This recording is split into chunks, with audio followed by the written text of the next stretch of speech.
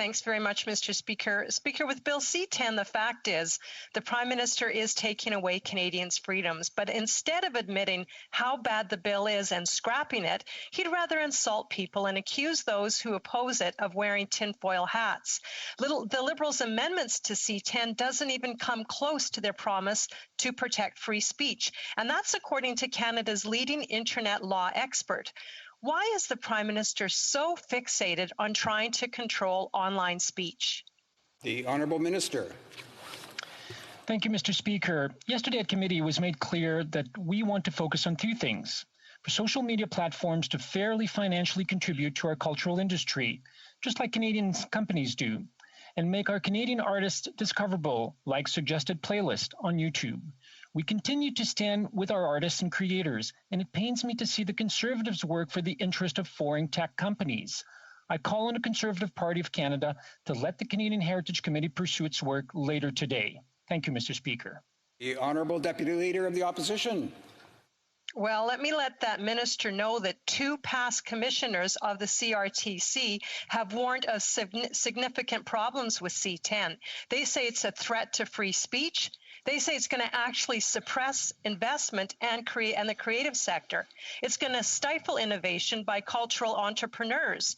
Free expression on the internet is essential to Canadian free speech rights.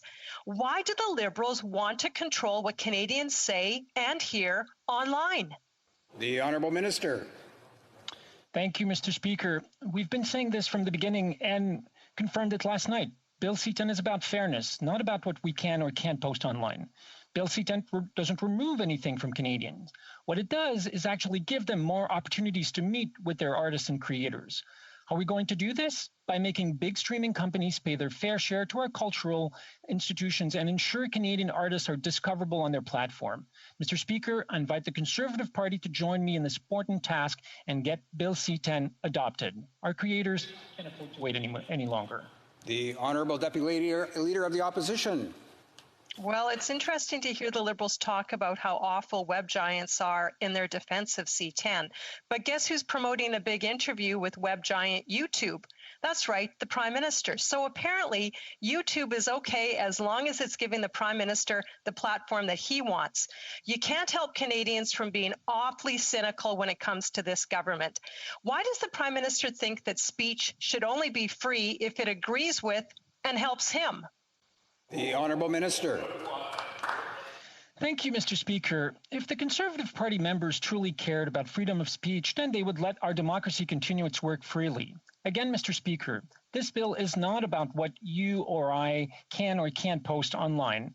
Freedom of speech is not negotiable for our government. It's explicitly protected under this act and in our Charters of Rights and Freedom. And if the member opposite had actually read the bill, she would see this at Article 2.3. We will continue to abide by these rules, and we should let the committee pursue its work. And if it means that a charter review, then it will be done at the end of the process, Mr. Speaker.